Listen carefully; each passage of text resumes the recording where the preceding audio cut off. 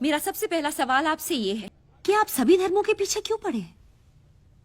आप लोग मीडिया वाले मैडम, आप लोग सवाल ही ऐसा पूछते हैं कि जवाब देने से पहले ही आदमी दोषी साबित हो जाए। मैं सब धर्मों का आदर करता हूं और किसी भी धर्म में मानता नहीं। ये आदमी कभी नहीं सुधरेगा। और अगर भगवान है तो मेरे सारे सवालों का जवाब देंगे। उतना ही नहीं, वो मेरी लड़ाई में शामिल भी होंगे। वो कैसे? अब जब छोटी थी, हाँ, छोटी बच्ची थी, तो अपने पापा से चॉकलेट मांगने के लिए अब क्या करती थी? माने से पापा के नाम की माला जपती थी, पापा चॉकलेट दो, चॉकलेट दो, चॉकलेट दो, कि पापा के सामने अगरबत्ती घुमाती थी या फूल फेंकती? नहीं, मैं ऐसा सब कुछ नहीं करती थी। जो मुझे जो चाहिए होता था मैं उनसे डायरेक्टली मांग लेती थी। मतलब एग्जैक्टली मैडम, एग्जैक्टली। मैं भी तो वही कर रहा हूं। हुआ यह है कि दुनिया वालों ने मुझे बचपन से ऐसा समझाया कि भगवान तो हमारे बाप के समान है, होगा। लेकिन मैं यकीन कैसे करूं जब तक वो मेरा बाप मेरे सामने नहीं आता? तू तो नास्तिक है, भगवान कैसे तेरे सामने आएगा? माँ जी आप खाइए। कांची भाई, वैसे तो मैं भी मानता हूँ कि भगवान हमारे पिता समान है। हाँ। तो क्या वो मेरे सामने आएंगे? आप ये मंदिर मूर्ति वगैरह में मानते हैं? हाँ मानता हूँ। तो वो तुम्हारे सामने नहीं आएंगे। लेकिन क्यों? क्योंकि आप उनको मंदिर मूर्तियों में ढूंढ रहे हो ना, फिर उनको रूबरू होने की क्या जरूरत है? नहीं नहीं, लेकिन ये तो गलत है। भगवान तो होता ही है। 2 साल से मुझे अच्छी नौकरी नहीं मिल रही थी। मैंने मन्नत मांगी कि मुझे अच्छी नौकरी मिल जाएगी तो मैं अपने बाल अर्पण करके आऊंगा, और देखो मुझे नौकरी मिल गई। ओहो, पूरे के पूरे अर्पण कर दिए।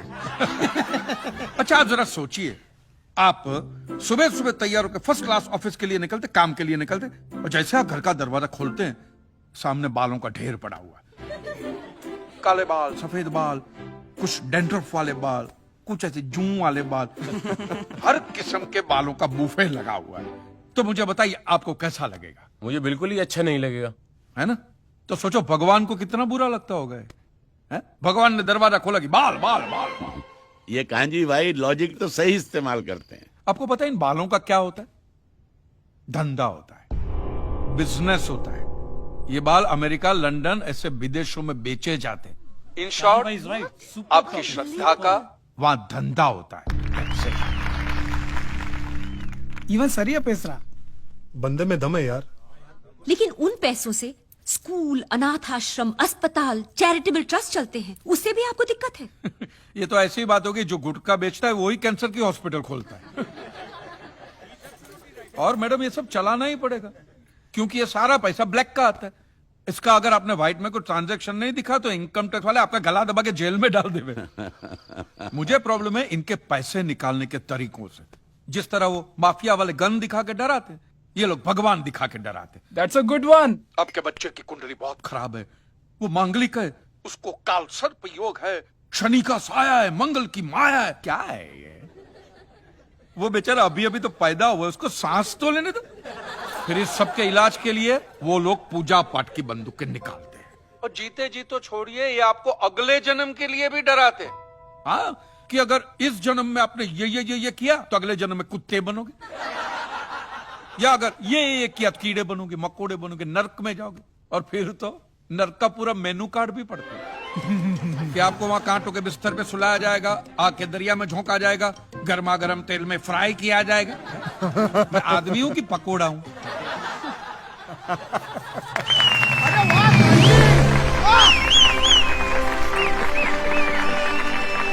तो आपके हिसाब से धर्म की परिभाषा क्या है? मैं समझता हूं जहां धर्म है ना, वहां सत्य के लिए जगह नहीं है, और जहां सत्य है, ट्रूथ है, वहां धर्म की जरूरत ही नहीं है। बिल्कुल सही कह रहा है। धर्म या मजहब एक इंसान की जिंदगी में क्या काम करता है? मेरे हिसाब से तो एक ही काम करता है मैडम, या तो वो इंसान को बेबस बनाता है या फिर आतंकवादी। सिद्धेश्वर महाराज, आपकी ये मंदिर वाली जो जगह है वो कितने एकड़ में फैली हुई है? 22 एकड़ में, 22? जिसमें 322 छोटे छोटे मंदिर हैं भगवान के। ओहो, माने भगवान का पूरा शॉपिंग मॉल ही सजा के रखा है। साइलेंस। और इन सारे मंदिरों में भगवान की सेवा के लिए 142 पुजारी हैं, समझा? आपके मंदिर के बाहर भिखारी कितने बैठते हो पता है आपको? क्या? भिखारी भिखारी अंदर की 320 मूर्तियां, 142 पुजारी याद है आपको, लेकिन आप ही के मंदिर के बाहर बरसों से कितने भिखारी बैठते हो याद है आपको? मिलॉर्ड, इनके मंदिर के बाहर जो भिखारी बैठते उसमें किसी को भी मंदिर के अंदर एंट्री नहीं है। अब धूप हो बारिश हो बाहर सड़ते रहने का, अंदर पैर नहीं रखने का। ना मत कहना, ये आप ही के मंदिर के पुजारी ने मुझे बताया था। उसने तो मुझे ये भी बताया था महाराज कि कांजी भाई, ये केस अगर आपको जीतना है ना भैया, तो हर सोमवार को आइए। तो मैंने पूछा मिलॉर्ड कि मैं कहाँ हूं? तो कहते हैं शिव जी के मंदिर में आइए और 1 लोटा दूध चढ़ाइए, फिर देखिए। मैंने बोला ठीक है, ये भी करके देख लेते। तो मिलॉर्ड में पहुंच गया मंडे को दूध का लोटा लेकर। ये लंबी लाइन लगी हुई, सबके सब हाथ में लोटा पकड़ के खड़े हुए थे ऐसे। मैंने सोचा अंदर जरूर कोई दूध पीने वाला होगा, वरना ये सब जब गधे थोड़ी है जो ऐसे लोटा पकड़ के लाइन में खड़े। मेरा नंबर है, मैं अंदर गया, अंदर कोई नहीं था दूध पीने वाला, कोई नहीं। बीच में वो काला पत्थर पड़ा हुआ था, उसे शिवलिंग कहते हैं मूर्ख। हाँ शिवलिंग पड़ा हुआ था, और वो पत्थर मिलो, वो पत्थर दूध था, और वो पत्थर के बिल्कुल बगल में से छोटी सी पतली सी नाली में से वो सारा दूध बाहर की ओर जा रहा। मैंने बोला कि यस, बाहर तो कोई खड़ा होगा दूध पीने वाला। देखा बाहर भी कोई नहीं था, वो सारा दूध मिलो उस नाली से निकलकर बाहर गटर में जा रहा, टोटल वेस्ट। और वो गटर को लग के एक भिखारी खड़ा हुआ था, बेचारा 4-5 दिन का भूखा होगा महाराज, भूख के मारे वो कांप रहा था। उसको शायद ये दूध ही पीना था, लेकिन गटर में से कैसे? तो उस भिखारी को मैंने मेरा दूध का लोटा दे दिया, और दूध पीकर उसने मुझसे क्या कहा पता है? भगवान तेरा भला करे।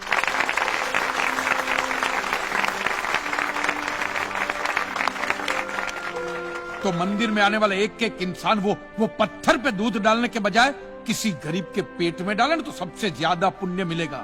नहीं और हाँ मौलवी साहब, किसी दरगाह पे फूलों की चादर ओढ़ाने के बजाय किसी नंगे फकीर के बदन पे कपड़ों की चादर ओढ़ाई जाए ना, तो अल्लाह को बहुत खुशी मिलेगी। और जीसस के सामने मोमबत्तियां जलाने से अच्छा है किसी गरीब की झोंपड़ी में जलाइए, तो उसके घर में कभी अंधेरा नहीं होगा। क्यों, तुम भी भगवान को नहीं मानते क्या? अरे मैं खुद भगवान हूँ। अच्छा, तो मैं अमिताभ बच्चन हूँ। देखो कांजी, दूध, चद्दर, मोमबत्ती ये सब चढ़ाना एक प्रथा है। भगवान की पूजा अर्चना, इन सब का मूल्य तुम नहीं समझोगे, क्योंकि तुम एक नास्तिक हो। जगत की मोह माया से तुम अभी तक मुक्त नहीं हुए। आप तो हो गए हो ना, आप तो बिल्कुल मोक्ष के दरवाजे पे खड़े हो। तो ये जो रीति रिवाज के नाम पे ढोंग चलते, उनको बंद करवाइए ना महाराज। शनिवार को हनुमान जी की मूर्ति पे कितना तेल बर्बाद होता है पता है आपको?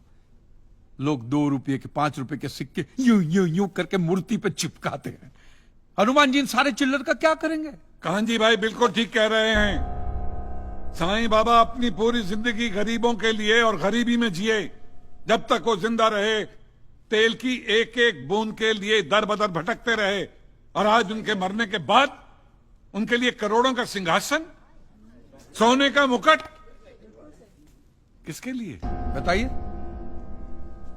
महाराज। एक बात बताइए, जो भी भक्त भगवान की श्रद्धा से सच्चे दिल से भक्ति करता है, उस पर तो उस परम कृपालु की कृपा दृष्टि रहती है ना? रहती है ना? आया ना?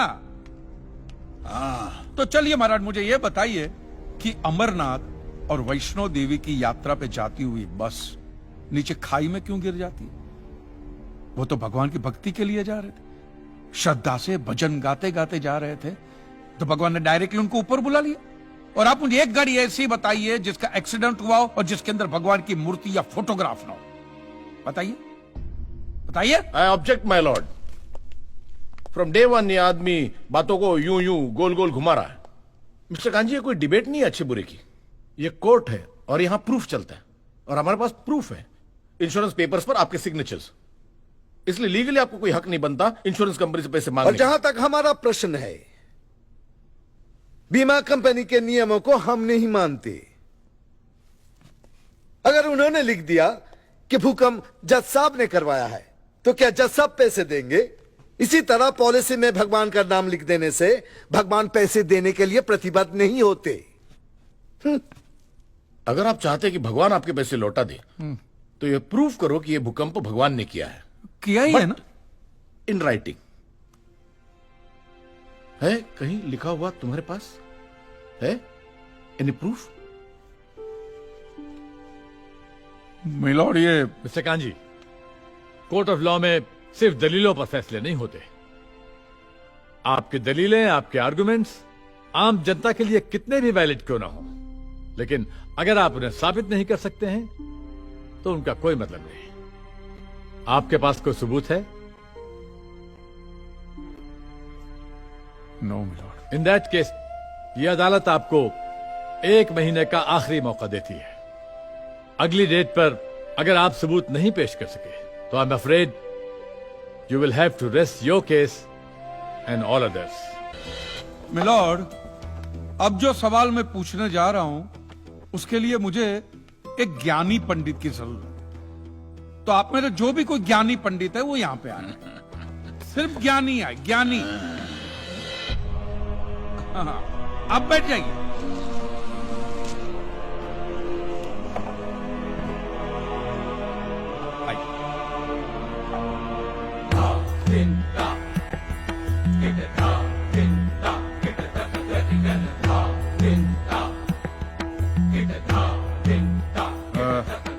महाराज, आप जो पंडित लोग आपके प्रवचन में जो शास्त्रों की बातें करते हैं, तो शास्त्रों में जो भी लिखा होता है वो सब सही होता है?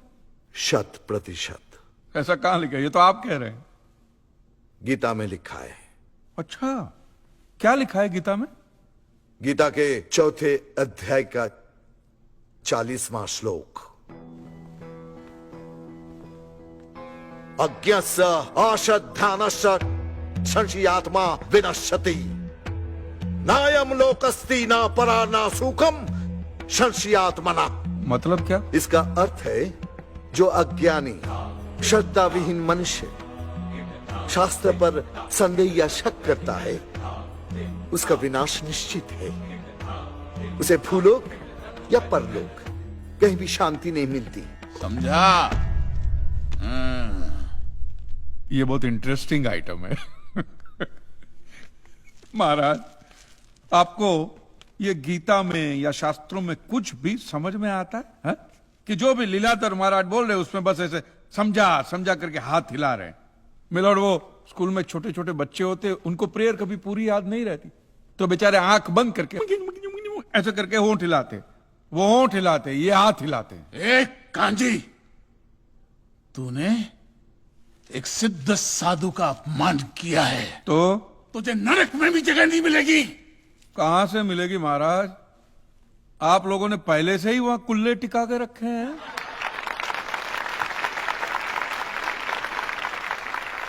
तेरा ये दुस्साहस नास्तिक!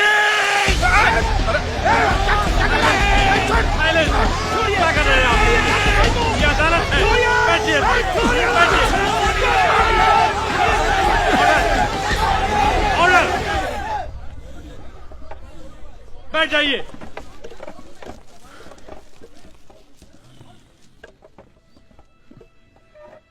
दुखेष्वनु द्विग्न मनः सुखेषु विगत स्पृह वितराग भय क्रोधः स्थित धीर मुनि रुच्यते। अध्याय 2 श्लोक 56वां। अर्थात जिस मनुष्य के लिए सुख और दुख समान अवस्था है, जो भय और क्रोध से मुक्त है, जो स्थिर बुद्धि वाला है ना, वही सिद्ध पुरुष कहलाता है।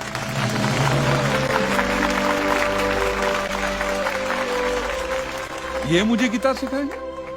अरे ये क्या गीता सिखाएंगे मिलॉर्ड? इन लोगों की तो आईक्यू भी रूम टेम्परेचर से लो है। आपको 2 बात किया कही मैंने उकसाने के लिए, भड़काने के लिए, मुझे मारने चले हैं। ऐसी है आपकी सिद्धि सिद्धेश्वर? मिस्टर कांजी, उनकी सिद्धि क्या है यह कोर्ट का मुद्दा नहीं है। कोर्ट का मुद्दा यह है कि आपकी दुकान किसने गिराई। भगवान ने गिराई है। ये आप फैसला सुना रहे। फैसला सुनाना जज साहब का काम है, आपका नहीं। आपको तो सिर्फ प्रूफ करना है कि उस दिन जो भूकंप आया वो भगवान की वजह से आया था, जो प्रूफ करना इम्पॉसिबल है। Relax relax relax, nothing is impossible. Swami ji एक बात बताइए, भगवान ने ही ये भगवत गीता कही है? कही है। और भगवत गीता में जो भी कहा गया है वो सब सच है? 100%। Point to be noted my Lord. तो मुझे एक बात बताइए कि भगवान ने भगवत गीता के 9वें अध्याय के 8वें श्लोक में क्यों ऐसा कहा है कि पूरी सृष्टि का सर्जन मेरी इच्छा से हुआ है, इसका विनाश भी मेरी इच्छा से होगा, ये पूरी सृष्टि मेरी इच्छा के अधीन है, इसके सर्जन और विनाश के लिए सिर्फ मैं और मैं ही जिम्मेदार हूं।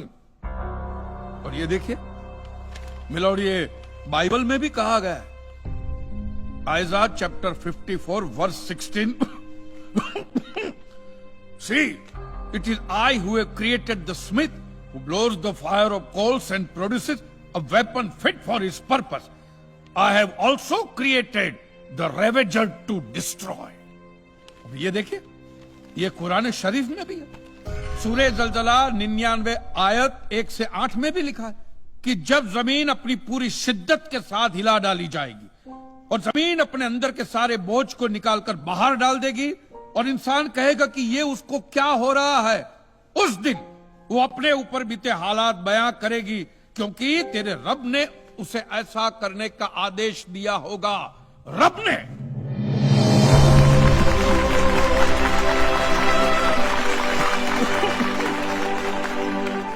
इन सारी बातों का मतलब एक ही होता है मिलॉर्ड, कि ये भगवान द्वारा किए हुए भूकंप से ही मेरी दुकान गिरी है। मतलब it is an act of God. ये सब ऊपर वाले की करनी है। और मेरे साथ साथ जिन लोगों का नुकसान ऊपर वाले की वजह से हुआ है, उन सब के पैसे भी ऊपर वाला ही देगा। नहीं तो उनके collection agent. Your honour, mister Kanchi Leeladhar Swami को बातों में फंसा रहे। सरदेसाई जी क्या कर रहे हैं आप? अरे बोलने दो, बोलने दो। अगर ये प्रूव हो जाता है कि भगवान है तो हम लोग पैसा देने से बच जाएंगे। अच्छा, पूरा दोष अब आप हम पर थोपना चाहते हैं। चुप कीजिए। अपनी स्कीम से बचने के लिए आप भगवान का नाम नहीं ले सकते। चुप कीजिए। क्योंकि भगवान पर सिर्फ हमारा कॉपीराइट है। कॉपीराइट? अरे 2 मंदिर क्या बनवा दिए? भगवान आपकी बात का मालूम है? खबरदार, हमारा संप्रदाय तुमको छोड़ेगा नहीं। क्या कर रहे हो? साइलेंस। रिलैक्स। आज तक तो मिलॉर्ड सिर्फ इतना ही सुनने में आया था कि भगवान की आरती होती है, आराधना होती है, यज्ञ वगैरह होते हैं। आज तो ये भी सुनने को मिल रहा है कि भगवान के कॉपीराइट भी होते हैं।